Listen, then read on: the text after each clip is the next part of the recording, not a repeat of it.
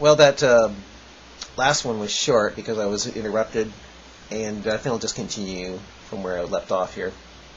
I'm having second thoughts about continue with this because I think the guy is crazy because it sounds like he really does believe, like the Qur'an. I really think he does believe the Qur'an is not lying when it says that the sun orbits the earth. And I questioned about it, and he hasn't responded. So I question him here again. I say, all you did is cut and paste from the Qur'an. What do those scriptures mean to you? Are you saying the sun and moon do orbit the earth the way those scriptures infer? Can you say that verse for yourself? He gives me some translation of Moshe Khan, Sahih International Literature. I gave you the Sahih International transliteration. Well, which is it? You just said above that the sun does orbit the earth. Are you not contradicting yourself now to say it doesn't? Is that what you're trying to say? Can you explain? Now he tries to divert attention by trying to talk about how the King James says this. Just trying to divert attention here. Also, he's trying to change the subject, using taqqiya, trying to change the subject. He says this. Can you explain this to me? First King James, 1 Kings 7, King James Version, 26. And that was a handbreadth thick, and the brim thereof was wrought like the brim of a cup, with flowers of lilies. It contained 2,000 baths. No, I can't explain that. Are you posting that to show that the Quran is right when it says it's a confirmation and reminder of that which should be before it? That is the confirmation of the Bible.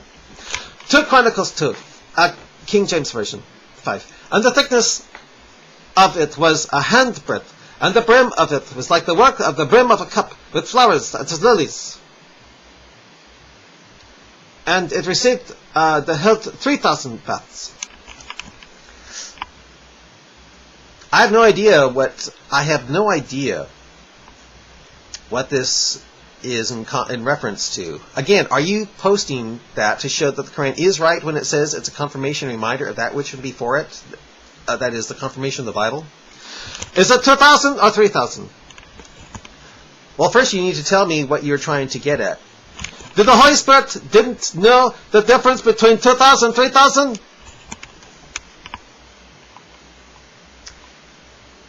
Well, it might have started at 2,000. I bet another 1,000 could be added later for the Chronicles passage. Is that what you're saying? But why are you posting this? Why are you, or are you not trying to post that to show that the Quran is right when it says it's a confirmation reminder of that which before it, that is a confirmation of the Bible? And even if this is proof that the Quran is right, that it's a confirmation reminder of that which before it, how does this mean the sun is orbiting the earth like you said it does at the beginning of today's entry? How? And you know something? He ignores that question by going to say this. He says this. Quran 36:36. Glory be to Him who has created all powers, that which the earth produces. Never heard of hydras and plants, I take it. As well as their own, humankind, male and female, and of that which they know not. Know not what? Can you make the clear signs, the quote, clear signs handed down more clear, please? And the signs for them is the night. We withdraw therefrom the day. And behold, they are in darkness. 36:38 says, and the sun runs on its fixed course for a term appointed. That is the decree of the Almighty and the All-Knowing. 36:39. And the moon we have measured for its mansions to traverse till it returns like the old trade stock. Mansions? Mansions. Do you really believe that? You have to, though, don't you? Or hell awaits you, right? You have to believe it's mansions, right?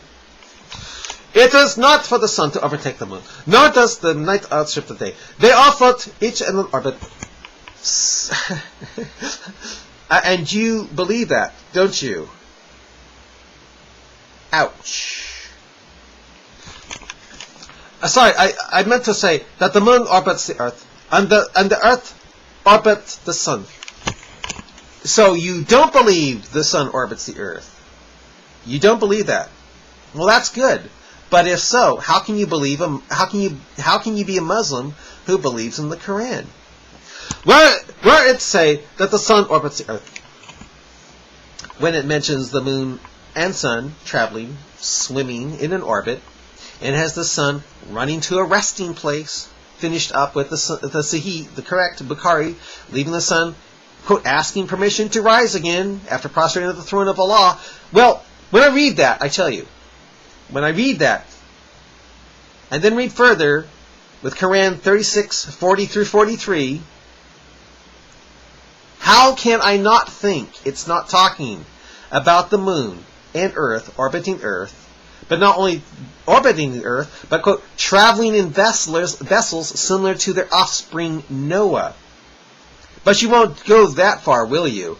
You will stop at Quran 36:40, I see. I believe in a part of the Bible because the most part is changed, etc. Trying to change the subject again here. If you only believe in part of the Bible, how can you be a Muslim? Read Quran 4,